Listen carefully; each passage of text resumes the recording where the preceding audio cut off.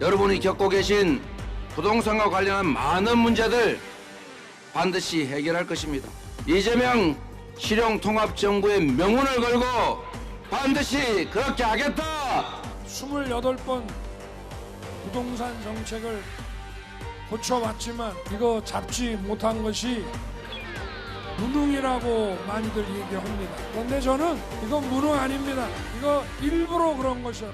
아니 어떻게 사람이 실수를 해도 28번을 합니까? 하물며 5,200만이 사는 세계 10대 경제 강국의 문제를 무능하고 무시하고 무책임한 사람들이 맡으면 과연 이 나라가 흥하겠습니까? 망하겠습니까? 단군 이래 최대 부정부패 이런 거 수사하려면은 저런 천문학적인 돈이 도대체 누구 호주머니로 들어갔는지 다 추적하는 게 정상입니다. 근데 이 검찰 수사 안 했죠? 부정부패 이 몸통인 이재명을 대통령 후보로 선출한 저 민주당은 도대체 어떤 당입니까?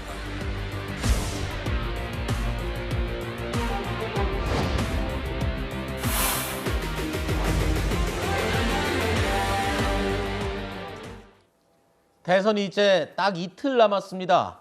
대선을 앞둔 마지막 휴일인 어제 이재명 후보와 윤석열 후보 모두 유권자들이 가장 많은 수도권을 찾아 집중 유세를 펼쳤습니다.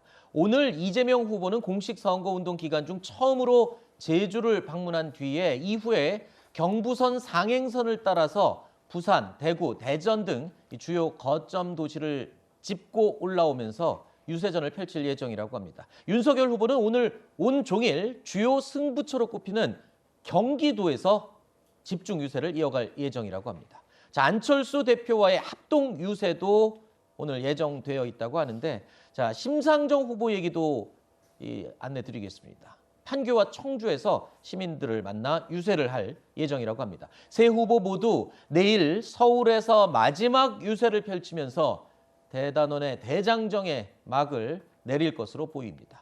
자, 대선 직전 유세 동선을 보면요, 후보들 수도권에 막판 화력을 쏟아부은 걸 알 수 있습니다. 남은 이틀 동안 동선을 떠올려 본다면요, 후보들의 최후 선거 전략 무엇일지 짐작이 갑니다만 짧게 양 캠프 선거 전략 어떻게 주력하실 걸로 지금 준비하고 있습니까? 네, 결국은 수도권이다. 이런 얘기가 양쪽에서 많이 나오는 것 같습니다. 아무래도 중도층 표심이 가장 많은 네. 곳이기도 하고요. 특히나 더불어민주당의 역대 대선 후보 같은 경우에는 수도권에서 패배하고 대선을 승리한 적이 아마 제 기억으로는 없는 것 같습니다. 그런 네. 만큼 국민의힘에서는 서울을 수성해낸다면은 분명히 전체 대선에서 좋은 결과가 있으리라고 믿고 있고요. 그 외에도 저희도 이제 경부선을 따라서 또 이제 최종적으로 또 많은 유세를 펼칠 텐데 아무래도 대도시들이 좀 사전 투표 비율이 좀 낮습니다. 네. 그러다 보니까 사전 투표를 좀 덜 했던 대도시 위주로 저희가 막판 표심을 좀 훑으면서 결국 서울에서 대장정에 막을 내릴 걸로. 우상호 의원도 네. 이 서울에서 이기는 사람이 이길 것이다라고 그렇습니다. 얘기하면서 최근 며칠 전부터 이재명 후보가 수도권에 굉장히 특히 서울에 집중을 하고 있잖아요. 그렇습니다. 사실 뭐 서울에서 또 경기권에서 어떤 후보가 승기를 잡느냐가 최대 승부처이기도 하고 서울이 유권자 수가 제일 많기도 하고 네. 거의 전체 유권자의 한 30%가량이 이른바 2030 청년 계층이기도 해서 네. 민주당으로서도 이 부분과 관련해서 공략을 할 수밖에 없고 다만 민주당 전략은 지금 윤석열 후보 같은 경우에는 상당히 민주당과 뭐 대북 메시지가 강경하게 나오고 있습니다. 뭐 정신머리를 차리게 하겠다 등등이 다소 이게 불안감을 조성하는 거 아니냐라는 부분을 좀 공략해서 차기 미래 지도자로서의 모습을 보여주는데 이재명 후보가 좀 더 전략적인 행보를 해 나갈 것으로 보입니다. 네.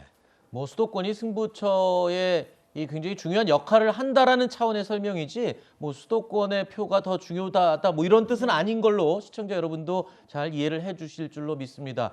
당연히 이 한 표 한 표가 똑같이 소중하겠죠. 그래서 자, 이재명 후보, 윤석열 후보 두 후보 모두 이 강원, 경북, 동해안 대형 산불 현장으로 급하게 뛰어갔습니다.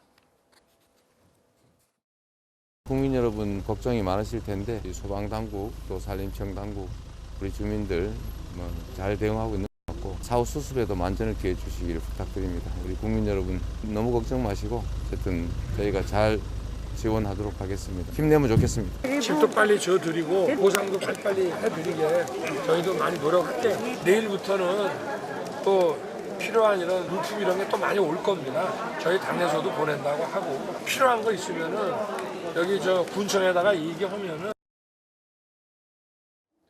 자, 윤석열 후보는 지난 4일 경북 영주 유세를 끝내고 급하게 이 거리상으로도 굉장히 가까웠죠. 그래서 곧장 이 현장으로 달려갔습니다. 밤 11시에 현장에 도착을 했습니다. 경북 울진에 가서 이재민들을 위로했습니다. 또 이재명 후보는 5일 새벽 4시에 비공개로 울진과 삼척 산불 화재 현장을 찾아서 두 후보 모두 이 빡빡한 유세 일정을 뒤로 미루고 재난 현장을 찾아서 이재민을 위로하는 모습을 보이기도 했습니다.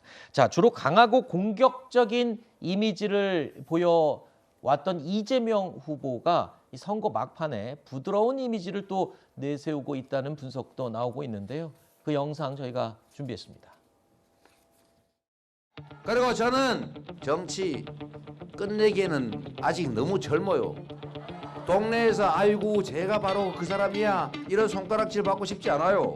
제가 성남시장 마친 다음에 우리 성남 시민들이 그랬던 것처럼 그렇게 인정받고 존중받는 정치인 되고 싶습니다, 여러분. 여러분 사랑합니다. 여러분 감사합니다. 진짜 잘생겼나 이런 생각을 하기도 합니다. 덕후 회원님들 제가 소문 들으니까 기다리시는 분이 계셨다고 하더군요. 역시 회원 여러분 인사드립니다. 대통령 후보 이재명입니다. 여성들이 차별받지 않고 이 구조적인 성평등 문제가 해결된 평등한 나라 이재명이 꼭 만들어 보겠습니다. 올해로 만 59세 이재명 후보 정치를 끝내기는 나는 아직 젊다라고 이야기를 하고 있습니다. 그러면서 여성 유권자들을 좀 마음을 사로잡기 위한 그런 이 이미지를 많이 만들어내는 것 같습니다. 그렇습니다. 사실 뭐 양당 두 후보 전부 뭐 여성 프렌들리하진 않다라는 지적이 많았는데 네. 이 3차 이 사회 분야 토론에서 윤석열 후보랑 이재명 후보는 좀 분명히 대별되는 모습을 여성 이슈에 대해서 보여줬던 게 있는 것 같습니다. 네. 윤석열 후보 같은 경우에 페미니즘이 뭐라고 생각하느냐라고 묻는 질문에 페미니즘은 휴머니즘이다라는 다소 좀 공감하기 어려운 답변을 하신 이후에 구조적인 차별의 문제가 있는 것이 아니라 개인적인 문제에 불과하다는 식으로 이 문제를 정확하게 진단하지 못했다는 일각의 평가가 나오고 있습니다. 이런 부분과 관련해서 사실상 이 국민의힘의 단일화 효과를 상쇄할 수 있는 표심이란 게 20대, 30대 여성이라는 분석도 나오고 있는 이런 상황에서 이재명 후보가 좀 더 여성 친화적인 어떤 정책을 내놓을 수 있는 후보, 그리고 본인이 또 어머니와 여동생 두 분 다 이제 돌아가셨는데 거기서 이 좀 체험한 뭐 무상 생리대랄지 여성들을 위한 그런 어떤 정책들을 지자체 장일 때 했던 그런 부분들로 여심을 좀 공략하고 있는 그런 모습인 것 같습니다. 네, 이재명 후보는 저렇게 부드럽고 여심을 잡는 공약들을 내놓고 있는데 뭐 되게 귀여운 포즈도 막 과감하게 하고요. 네. 네. 윤석열 후보 측에서는 혹시 여심을 잡기 위한 뭐 공약 특별하게 최근에 집중하는 거 없었습니까? 뭐 저희는 이제 성범죄 처벌 강화라든지 정말 해서 여성들이 안전한 대한민국을 만들겠다라는 거를 했고요. 저는 이제 이 선거 막바지에 와서 윤석열 후보가 억지로 귀여운 척하면 오히려 역풍을 맞을 수 있기 때문에 그냥 자연스러운 모습 보여드리는 게 네. 최선이다라고 생각하고 있습니다. 네. 네.